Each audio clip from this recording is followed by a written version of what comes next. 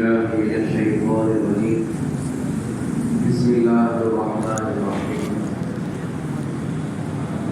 قد سمع الله قول التي تجادلك في زوجها وتشتكي إلى الله والله يسمع تحاوركما إن الله سميع بصير صدق الله. سورۃ المجادلہ. مجادلہ کا مطلب ہے جھگڑا.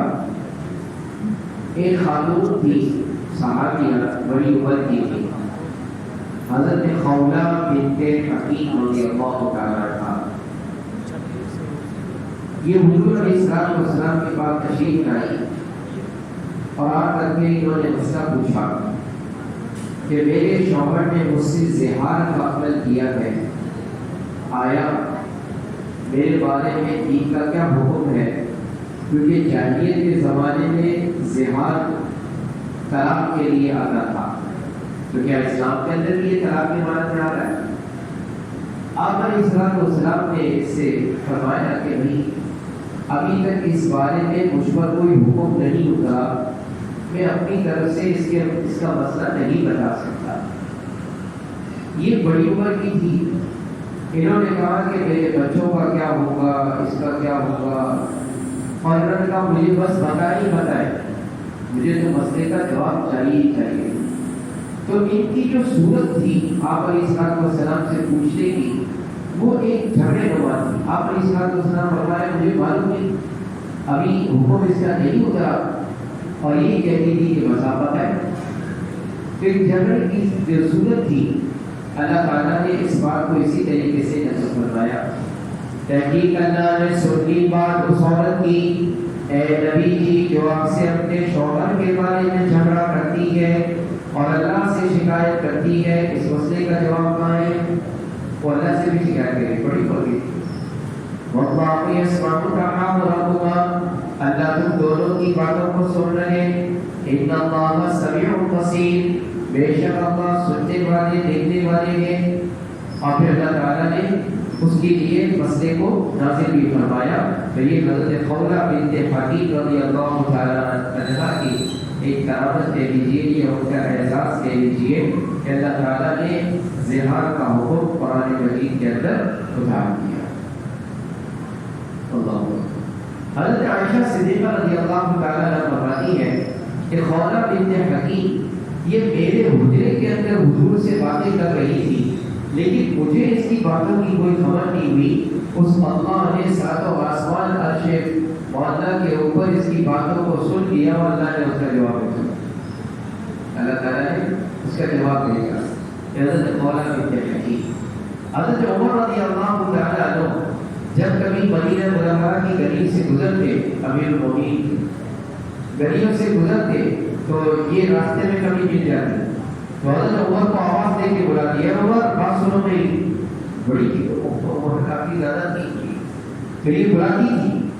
تو حضرت عمر رضی اللہ تعالیٰ عنہ ان کے پاس جاتے تھے، کہیے عمر آپ کہیے، آپ کی بات سننے کے لیے عمر حاضر، آپ کہیے.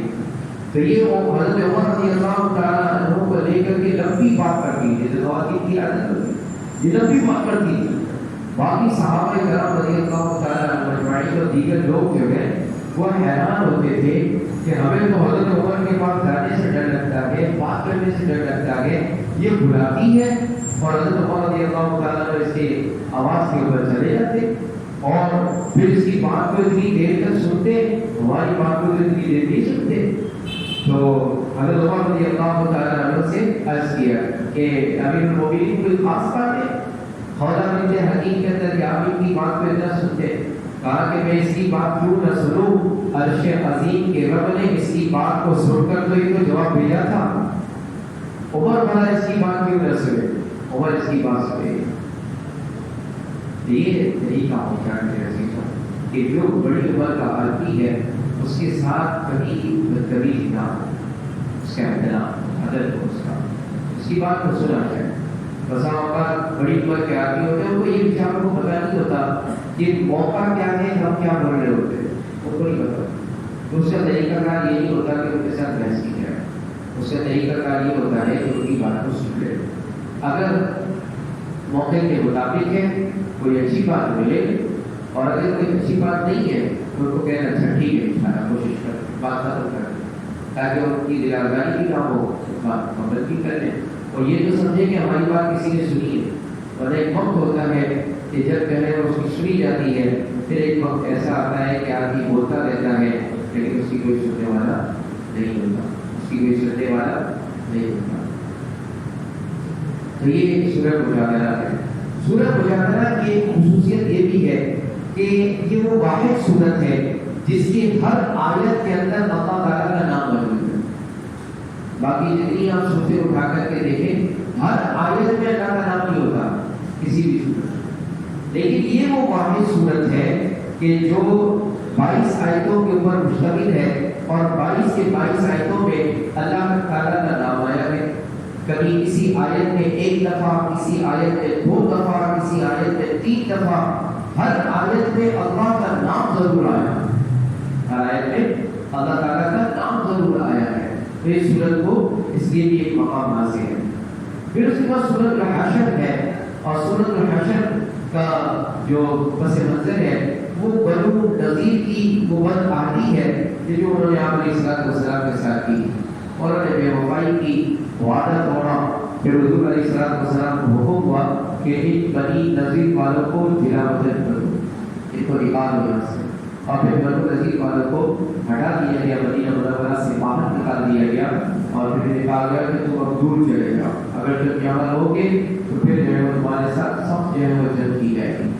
اسی صورت میں اللہ تعالیٰ نے ایمان والوں کے اس مرتبے کو بھی ذکر کیا۔ ایمان والے وہ لوگ ہیں کہ جب ان کا جو دل ہے وہ ساری ضروریات سے جو ایسے خالی ہے کہ اگر کسی چیز کی ضرورت بھی ہو تو یہ ان کے پاس کوئی آ جائے تو یہ اس کو دیتے ہیں اور اپنے اوپر اس کو مقدم کرتے ہیں، اپنے اوپر اس کو مقدم کرتے ہیں۔ اور اس میں وہ صحابی کا واقعہ مشہور واقعہ ہے کہ وہ ایک صحابی آپ علیہ السلام کے پاس بیٹھے تھے کہ اللہ کے نبی علیہ السلام نے فرمایا کہ ایک مہمان آیا ہوا ہے، اس مہمان کی مہمان نوازی کون کرے گا، اس کی مہمان نوازی کون کرے گا؟ تو کوئی لینے کے لیے تیار نہیں تھا اس مہمان کو، کہ ہر ایک کو اپنے گھر کا حال معلوم تھا کہ کچھ نہیں ہے۔ یہ صحابی تیار ہو گئے اور انہوں نے کہا کہ میں تیار ہوں، اس کی مہمان نوازی میں کروں گا، میرے ساتھ بھیجیے۔ آپ علیہ السلام نے ان کے ساتھ وعدہ کر دیا۔ یہ اپنے گھر میں لے گئے اور وہاں بیوی سے پوچھا کہ کچھ کھانے کو ہے، کہا کہ بس اتنا ہی ہے کہ یا ہم دونوں کھا لیں یا بچے کھا لیں یا پھر یہ مہمان کھا لیں، اتنا ہی ہے، بس اس سے زیادہ کچھ۔ تو فرمایا کہ اچھا ایسا کرو، بچوں کو پہلا پھسلا کر سلا دو، اور پھر کہا کہ آخر ہم دونوں کی ہماری خیر ہے، اب بھی ایسے ہی سن جائیں گے۔ مہمان کوئی کیونکہ اللہ کے نبی کا مہمان ہے، اس کو سب کھلانا ہے، اور تم جو ہے وہ چلا صحیح کرنے کے بہانے اس کو بند کر دینا، اور پھر پہلے اس مہمان کے ساتھ بیٹھ کر اس طرح منہ چلاتا رہوں گا جیسے کہ یہ سمجھے گا کہ میں نے کھایا ہے اور میں نہیں کھاؤں گا، مہمان کو کھلا دوں گا۔ چنانچہ ایسے ہی ہوا۔ صبح کو یہ مسجد نبی میں آئے، فجر انہوں نے ادا کی۔ جب فجر کی نماز انہوں نے ادا کی، کسی کو کچھ نہیں کہا، اپنی نیکیوں کو کیا کرتے تھے بھائی؟ چھپاتے تھے، اپنی نیکیوں کو چھپاتے تھے۔ کس کو دکھانا ہے؟ اللہ کو دکھانا ہے، تو اپنی نیکیوں کو چھپاتے ہیں۔ اللہ تعالیٰ نے ان کے خلوص کو اللہ تعالیٰ جانتے ہیں۔ حضور علیہ السلام کو اللہ تعالیٰ نے بذریعہ وحی اطلاع دے دی، اور آپ علیہ السلام فجر کی نماز کے بعد جب متوجہ ہوئے تو اللہ کے نبی علیہ السلام ان کو دیکھ کر کے مسکرانے لگے، ان کو دیکھ کر کے مسکرانے لگے۔ تو اللہ کے نبی علیہ السلام نے پوچھا، وہ تمہارے رات کی جو مہمان نوازی ہے نا، اللہ تعالیٰ کو بہت پسند آئی ہے، اور اللہ تعالیٰ نے اس کے اوپر یہ آیتیں اتاری ہیں، وَالَّذِينَ تَبَوَّءُوا الدَّارَ وَالْإِيمَانَ مِنْ قَبْلِهِمْ، یہ آیت کو پڑھ کے سنائیں۔ اب کوئی نہیں جانتا، کسی کو بھی ان کی اس مہمان نوازی کی خبر نہیں تھی، صرف اللہ تعالیٰ جانتے تھے۔ اللہ نے اپنے نبی کی زبان کے اوپر اس کو جاری کیا، اور نبی نے قرآن پڑھ کر یہ سنایا قیامت تک کے لوگوں کے لیے۔ وہ صحابی کا یہ واقعہ جو ہے یہ امر ہو گیا۔ لیکن آپ حیرت کے اس بات یہ دیکھیں گے کہ اس صحابی کا یہ واقعہ تو بالکل چل رہا ہے، اس صحابی کا نام کیا ہے؟ حدیث میں یہ بھی کسی کو نہیں معلوم، اس کا نام کیا ہے، کس نے یہ کیا تھا، اس کا نام نہیں جانتے۔ کیوں بھائی؟ عروس کے ساتھ کیا تھا. جس کے لیے کیا تھا اس کا واقعہ چل رہا ہے، واقعہ اس کا چل رہا ہے، لیکن اس کا نام نہیں ہے.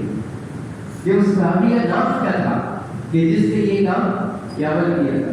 تو کسی نے کیا نام دیا، کسی کا نام دیا، لیکن اختلاف اتنا زیادہ ہوا اس کے ناموں کے اندر کہ اصل نام کو اللہ نے چھپایا اس کے، کیونکہ اس نے اللہ کے لیے کیا تھا تو لوگوں سے تو اللہ تعالیٰ نے اس کو چھپا دیا اس کے نام کو، لیکن اس کا جو واقعہ ہے وہ اللہ تعالیٰ نے اس کو بیان فرمایا. اسی طرح اپنی جو نیکی کرتے ہیں اس کو چھپا کرتے ہیں، چھپا کرتے ہیں.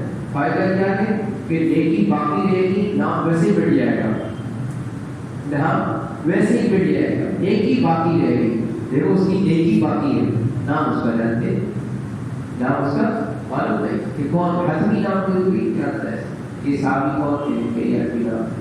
پھر نیکی باقی رہے گی، نیکی وہی باقی رہتی ہے جو اللہ کی رضا کے لیے ہو، اس میں اپنا نام و نمود نہ ہو.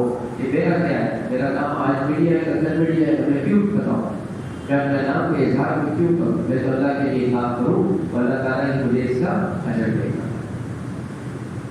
سورہ حشر کی جو آخری آیتیں ہیں یہ آیتیں بڑے فضائل کے اوپر مشتمل ہے.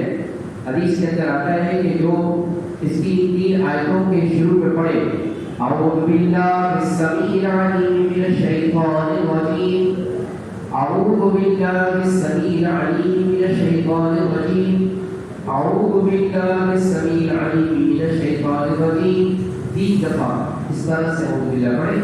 ایک مرتبہ بسم اللہ پڑھیں جیسے تلاوت کے شروع میں پڑھتے ہیں، اور پھر یہ پڑھیں واللہ الذی لا الہ الا هو عالم الغیب والشہادہ والرحمن الرحیم، واللہ الذی لا الہ الا هو الملك القدوس السلام المؤمن المهيمن العزيز الجبار المتكبر سبحان الله عما يشركون، والله الخالق البارئ المصور له الاسماء الحسنى يسبح له ما في السماوات والارض وهو العزيز الحكيم. ایک مرتبہ یہ 3 آیتوں کو پڑھ لیں تو فرمایا کہ 70,000 فرشتے اس کے لیے دعا رحمت و مغفرت کرتے ہیں. 70,000 صبح کو بھی یہ عمل کرنا چاہیے اور شام کے وقت میں بھی یہ عمل کرنا چاہیے. کریں گے انشاءاللہ. پھر اس کے بعد سورہ ممتحنہ ہے. ممتحنہ کا مطلب ہے امتحان. تو امتحان ان کا لیا جاتا تھا کہ جو مکہ سے ہجرت کر کے خواتین آتی تھی یا مرد حضرات آتے تھے تو اللہ تعالیٰ نے حکم دیا تھا کہ ان کا پہلے امتحان دو، ان کا پہلے امتحان دو، کیونکہ یہ ایک جگہ سے جو دوسری جگہ آئے ہیں یہ کس مقصد کے لیے آئے ہیں. ان سے پوچھا جائے انہوں نے جو ہجرت کی ہے یہ ہجرت کس کے لیے ہے، یہ ہجرت کس کے لیے ہے. من کانت ہجرتہ الی اللہ ورسولہ فہجرتہ الی اللہ ورسولہ، جس کی ہجرت اللہ اور اس کے رسول کے لیے اس کی تو ہجرت ہے اللہ اور اس کے رسول کی. ومن کانت ہجرتہ الی دنیا یصیبها او الی امرأۃ ینکحها فہجرتہ الی ما ہاجر الیہ، جس نے اس لیے ہجرت کی ہے تاکہ دنیا کمائے یا اس لیے ہجرت کی ہے تاکہ شادی کرے تو پھر اس کی ہجرت اس کی نیت کے مطابق، اس کی ہجرت اس کی نیت کے مطابق ہے. اور اس میں بھی ایسے ہی واقعہ ہوا کہ ایک آدمی وہاں سے جو تشریف لائے وہ ایک مسلمان خاتون کے جو ہے اس سے محبت کرتے تھے اس کے پیچھے آئے اور یہ چاہتے تھے کہ میں اس سے شادی کر لوں اور اس کے لیے مسلمان ہونا اور ہجرت کرنا شرط تھا. شروع زمانے میں ہجرت جو ہے وہ فرض تھی، فرض. اگر ہجرت نہیں کرتے تھے تو پھر اس کو کمزور مسلمان سمجھا جاتا تھا، یہ سمجھا جاتا تھا کہ یہ مسلمان ہے، اس طرح سمجھا جاتا تھا. تو ہجرت فرض تھی، مکہ سے نکل کر مدینہ جانا یہ ہجرت فرض تھی. بعد میں ہجرت کی جو فرضیت ہے وہ تو ختم ہو گئی.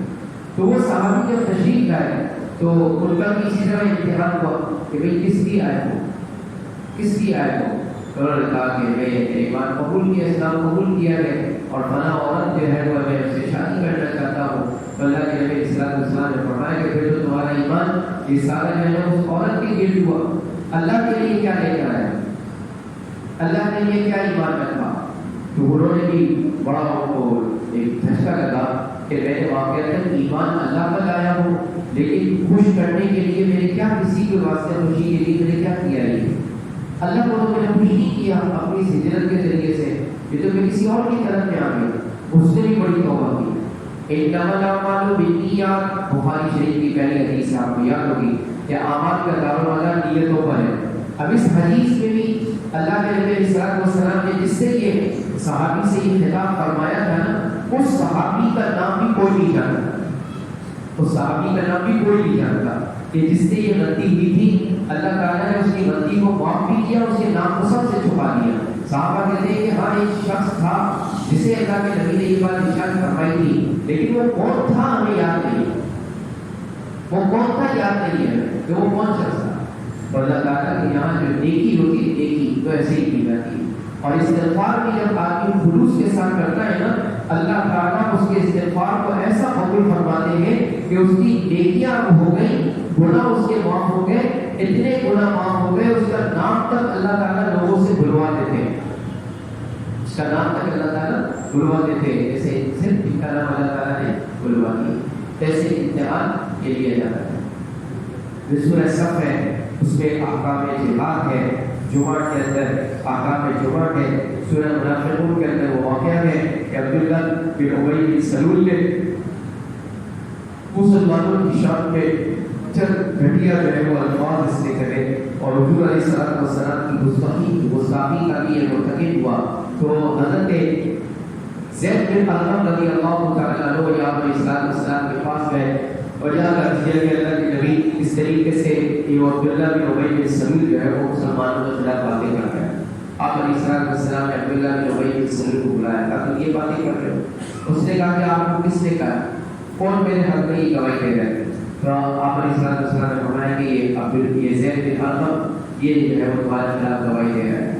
تو آپ علیہ السلام نے جب یہ کہا تو اس نے عبداللہ بن ابی بن سلول منافق تھا، بظاہر مسلمانوں کے ساتھ رہتا تھا، لیکن اندر سے دل جو ہے وہ کالا تھا، دل سیاہ تھا وہ شخص کا، اس وجہ سے رئیس المنافقین کا خطاب ملا تھا اسے۔ تو اس نے کہا کہ اللہ کے رسول آپ جو ہے وہ ایک بچے کی بات میں وہ جیسے سزا کی بات کو رد کر رہے ہیں، یہ تو بچہ ہے زید بن ارقم اور میں تو حضرت قوم کا سردار، آپ میری بات کو کیسے رد کر رہے ہیں؟ میری بات کو مانیں۔ اور پھر اور لوگ بھی اس کے ساتھ ہو گئے۔ اب یہ بھی ایک مسئلہ ہوتا ہے، یہ ہوتا ہے کہ جہاں کوئی بڑا آدمی ہو وہ غلط کیوں نہ ہو، لیکن اس کے ساتھ دیگر بڑے ہی لوگ مل جاتے ہیں اور اس کی بات کو صحیح جو ہے وہ کرنے کی کوشش کرتے ہیں، حالانکہ حق یہ ہے کہ جب وہ وہاں پر وہ غلط ہے تو اس کی غلطی کو بتائے، او بھائی میاں غلطی ہوئی ہے تو اس سے غلطی کو مانو، بیٹھ سیکھے تاکہ اسے عبرت ہو۔ وہ کیا ہوتا ہے اس سے کہ جب دوسرے لوگ اس کو فیور دیتے ہیں وہ اور زیادہ جو ہے موٹا ہو جاتا ہے، وہ اور زیادہ بدنام بننے کی کوشش کرتا ہے۔ تو یہ چیز ہے ٹھیک ہے۔ اور یہاں بھی جو منافقین قسم کے لوگ تھے انہوں نے اس کو ہمت دلائی اور آپ علیہ السلام نے کہا کہ نہیں ہم تو موجود تھے، عبداللہ بن ابی ایسا کچھ بھی نہیں کہا، یہ زید بن ارقم غلط کہہ رہے۔ حضرت زید بن ارقم رضی اللہ عنہ سچے پکے مسلمان تھے، ایسا ان کا دل تھا، یہ اپنے گھر میں چلے گئے، جا کر کے چھپ کے بیٹھ گئے اور کہا کہ اب میں باہر نہیں آؤں گا، میری طرف جھوٹ منسوخ ہو گیا ہے، میں تو کسی کو منہ دکھانے کے قابل نہیں رہا، میں اب باہر نہیں نکلوں گا۔ حالانکہ یہ سچے تھے، لیکن منافقوں نے جھوٹ اتنا بولو کہ وہ سچ بھی لے لو کسی کو سچ نظر نہ آئے، وہ جھوٹ ہی نظر آئے آدمی کو، سچ بات جھوٹ نظر آئے، اور جو جھوٹ ہے وہ سچ نظر آتا ہے، جو جھوٹ ہے وہ سچ نظر آتا ہے۔ تفتیش کرے اس کو دیکھے، مگر تفتیش کے اس طرح معاملات میں آپ علیہ السلام نے کوئی فیصلہ نہیں فرمایا تھا، لیکن یہ بڑے شرمندہ ہوئے کہ مجھے جھوٹا کس طرح کہہ دیا، اس کو رہتا بھائی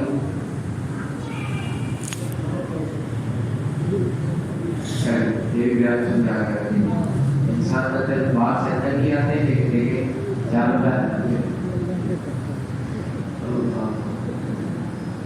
تو یہ بہت اندر ہی اندر بول رہے تھے، اللہ تعالیٰ نے ان کی حق میں کہ یہ سچے ہیں اور عبداللہ بن ابی بن سلول جھوٹا ہے، اللہ تعالیٰ نے سورہ منافقون کی یہ آیتیں اتاری جس میں حضرت زید بن ارقم رضی اللہ تعالیٰ عنہ کی صداقت کی گواہی دی کہ یہ سچے ہیں اور عبداللہ بن ابی بن سلول یہ جھوٹا ہے۔ آپ علیہ السلام کے گھر گئے تو جو ہے وہ یہ آیتیں سنائی اور پھر کہا کہ تم سچے ہو، تمہارا فیصلہ جو ہے وہ تم نے جو بات کی سچ ہے، اللہ نے تمہاری بات کے مطابق فیصلہ فرمایا ہے۔ تو اب سچ جو ہے وہ ظاہر ہو کے رہتا ہے، لیکن شروع میں سچ کو بھی تھوڑی پریشانی اٹھانی پڑتی ہے، سچ کو بھی پریشانی اٹھانی پڑتی ہے۔ آپ کوئی سچی بات کرے، آپ کو کوئی بھولوں کے ہاتھ نہیں لگائے، کوئی بھولوں کے پہلے تیار رہیں کہ جو بول رہا ہوں نا میری مخالفت ہونی ہے اور اچھی خاصی ہونی ہے، اچھی خاصی ہونی ہے، اس کے لیے تیار رہیں۔ پھر آپ جب تیار ہو گئے اور آپ نے پھر اللہ سے مانتے ہوئے سچ بات کہی اور اسی کے اوپر آپ قائم رہے، اب اللہ تعالیٰ ایک نہ ایک دن اس سچ کو ضرور ظاہر فرمائیں گے اور اس کو غلبہ عطا فرمائیں گے، اور جو باطل ہے وہ ایک نہ ایک دن مٹ کے رہے گا، اگر کہ تھوڑے عرصے تک اس نے بڑا عروج کیوں نہ دیکھا ہو، تھوڑے عرصے تک اس نے بڑا عروج کیوں نہ دیکھا ہو، لیکن ایک نہ ایک دن وہ مٹ کے رہے گا۔ یہ حقیقت ہے، دنیا کے اندر یہی ضابطے۔ اگر آپ اس کو پڑھنا چاہیں تو ایک کتاب ہے، اس کتاب کا نام ہے مسلمانوں کا عروج و زوال، مسلمانوں کا عروج و زوال، بہت بہترین کتاب ہے کہ سچائی نے مسلمانوں کو کیسے نفع دیا، سچے لوگوں کو اللہ نے کیسے غالب کیا، اور برے لوگوں کی کس طرح انہوں نے مسلمانوں کو ان کی حکومت انہوں نے چلانے کی کوشش کی، لیکن جھوٹے تھے اور اس جھوٹ کی وجہ سے خود بھی برباد ہوئے اور دوسروں کو بھی انہوں نے برباد کر ڈالا۔ پوری مسلم سلطنتیں ان جھوٹے اور ان کے لیکچر اور ان کی باتوں کی وجہ سے وہ مسلم سلطنتیں تھے، اس کو جو ہے وہ زوال ہوا، اس کو زوال ہوا۔ اس کتاب کے اندر آپ کے سامنے ساری بات آئے گی۔ اب میں کسی کا نام نہیں لیتا اس کے اندر، لیکن آپ جب پڑھیں گے تو حقیقت کھلے گی۔ ہم چاہتا ہے کہ حقیقت اس کے اوپر کھلے، اس سے بھی اس کو مطالعہ کرنا ہے۔ مولانا سعید احمد اکبر آبادی صاحب کی یہ کتاب ہے، بہت بہترین کتاب ہے۔ پھر سورہ تغابن ہے، اور سورہ تغابن کے اندر اللہ تعالیٰ نے فرمایا کہ ما اصاب من مصیبت الا باذن اللہ، جو مصیبت بھی تمہیں پہنچی ہے وہ اللہ کے حکم ہوتا ہے، اس کے پیچھے اللہ کا حکم ہوتا ہے، کوئی مصیبت اس طرح سے نہیں آتی۔ لوگ اسی کے پیچھے پڑے ہوتے ہیں کہ بھئی یہ فلاں نے کر دیا، فلاں نے کر دیا، میں تو صحیح چل رہا تھا اور فلاں نے ایسا کر دیا اور میرا نقصان ہو گیا۔ تو سوال یہ پیدا ہوتا ہے کہ جب آپ صحیح چل رہے تھے وہ کس کے دیکھنے سے صحیح چل رہے تھے؟ اس وقت کہ آپ صحیح چل رہے تھے اس وقت کسی نے کچھ نہیں کی، تو بس اچانک جو ہے وہ کسی نے آپ کو دیکھنا شروع کر دیا، اس نے کاغذ بنانے شروع کر دیے اور آپ کا نقصان ہونا شروع ہو گیا۔ یہ نہیں ہے، اللہ تعالیٰ کبھی کسی کو دیکھ کے آزماتے ہیں، کبھی کسی سے اللہ تعالیٰ لے کے آزماتے ہیں۔ کبھی اللہ چاہتے ہیں کہ بندہ شکر گزار بنے اور اس کے شکر کے اوپر اس کو جنت میں بھیج دو، کبھی اللہ چاہتے ہیں کہ بندہ صبر والا بنے، اس کے صبر کے اوپر اس کو جنت میں بھیج دو۔ تو صبر والا بھی جنت کی، شکر والا بھی جنت، لیکن شکوہ شکایتیں کرنے والا اور اللہ تعالیٰ کی جو ہے وہ احسان بندی کو نہ ماننے والا، نہ شکری کرنے والا، یہ بڑا بدقسمت ہے، یہ بدقسمت ہے۔ پھر اس کے بعد سورۃ طلاق ہے۔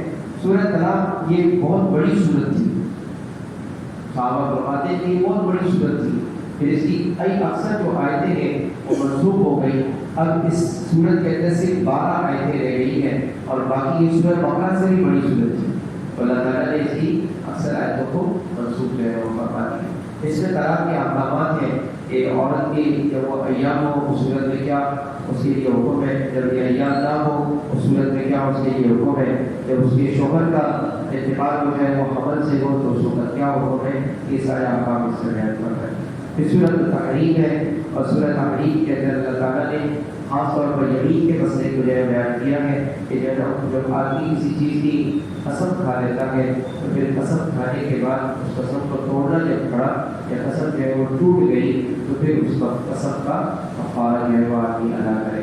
اور اس طرح وہ ازواج مطہرات کا بیان ہے کہ اللہ کے نبی علیہ السلام نے اپنی بات ازواج مطہرات کو کوئی ایک بات ارشاد فرمائی اور پھر جو ہے وہ ان سے یہ کہا کہ دیکھو یہ بات کسی کو بتانا نہیں، لیکن انہوں نے دوسرے کو وہ بات بتا دی اور فرمایا کہ دیکھو یہ بات اب آپ نے کسی کو بتانی نہیں، یہ بات اب آپ نے کسی کو بتانی نہیں۔ تو اللہ کے نبی علیہ السلام کو اللہ تعالیٰ نے بتا دی کہ بھائی آپ نے جو بات بنا سے کہی تھی تو یہ بات وہاں پر پہنچ چکی ہے۔ تو اللہ کے نبی علیہ السلام نے اس زوجہ مطہرہ سے فرمایا کہ آپ نے میری یہ بات جس کا میں نے منع کیا تھا کہ کسی کو مت بتانا، آپ نے فلاں بھی بتا دی، تو انہوں نے کہا کہ من انباء کا کھاتا، آپ کو یہ بات کس نے بتائی؟ آپ کو یہ بات کس نے بتائی کہ میں نے اس کو بتا دی ہے؟ لوگ ایسے پوچھتے ہیں نا، آپ بتاؤ آپ کے پاس کیا دلیل ہے؟ وہ یہ نہیں کہ ہاں میں نے بتائی ہے مجھ سے غلطی ہوئی ہے، تو یہ نہیں کہتے، فوراً کہتے آپ کو کس نے کہا؟ تو بھائی جب میں نے آپ کو اقرار دیا تھا برات رکھتے، اور آپ مجھے بھول کر کے کسی اور سے جب معلوم ہوا تو معلوم ہو گیا کہ وہ لیک آپ ہی سے ہوا ہے، وہ لیک آپ ہی سے ہوا ہے۔ تو اللہ کے نبی علیہ الصلوۃ والسلام نے ان سے پوچھا کہ یہ بات آپ نے ان کو بتائی ہے؟ تو ہماری اماں جان نے یہ جو ہے بتایا کہ من انباء کہا تھا، آپ کو کس نے یہ بتایا کہ میں نے ان کو یہ بتا دیا؟ تو اللہ کے نبی علیہ الصلوۃ والسلام کو کون بتائے گا؟ بتائے گا۔ قال نبأني العليم الخبير، اللہ کے نبی علیہ الصلوۃ والسلام بتایا کہ مجھے ایک ایسی ذات نے بتایا جو علیم ہے اور خبیر ہے، مجھے اس نے بتایا۔ اللہ اسی صورت کے اندر اللہ تعالیٰ نے یہ فرمایا ایمان والو توبوا الی اللہ توبۃ نصوحا، خالص توبہ کرو اللہ سے، خالص سچی اور پکی اللہ سے توبہ کرو۔ توبہ کے اندر کوئی کھوٹ نہ ہو، اس کے اندر کوئی ملاوٹ نہ ہو۔ کہ توبہ کے اندر کھوٹ ہوتا ہے تو توبہ نہیں ہے، توبہ خالص ہوتی ہے، خالص توبہ۔ ہاں ٹوٹ گئی پھر دوبارہ خالص توبہ کرو، پھر دوبارہ خالص توبہ۔ لیکن اگر دل کے اندر پہلے سے چور چھپا ہوا کہ نہیں بھائی میں نے تو یہ جو کام کرنا ہے، میں نے بظاہر ایسے ہی سب کے ساتھ کہہ رہا ہوں لیکن میرے لیے یہ کام جو ہے وہ کرنا ہے، تو خالص توبہ نہیں ہے، بولا چھوڑا نہیں ہے ابھی اس نے، یہ چھوڑا کے اوپر اس کی کوئی ندامت نہیں ہے، آئندہ نہ کرنے کا کوئی اثر نہیں پایا جاتا، تو یہ سچی توبہ نہیں۔ سچی توبہ یہ ہے کہ پچھلے گناہ جو ہوا اس کے اوپر ندامت ہو، جو کر رہا ہے یہ گناہ اس کو چھوڑ دے فوراً اور آئندہ نہ کرنے کا اثر ہو، یہ ہے سچی توبہ۔ اللہ فرماتے ہیں کہ سچی توبہ کرو، جب تم سچی توبہ کرو گے اللہ تعالیٰ تمہاری نیکی، تمہاری برائیوں کو بھی نیکیوں سے تبدیل کر دے گا اور تمہیں ایسے باغات میں داخل کرے گا جس کے نیچے نہریں بہتی ہوگی۔ اللہ تعالیٰ سبحانہ و تعالیٰ ہم سب کی توبہ کو قبول فرمائے، بار بار کرنا ہماری توبہ کو قبول فرمائے۔ اللہ تعالیٰ ہم سب کو اپنے سچا اور سچا بندہ بننے کی توفیق عطا فرمائے۔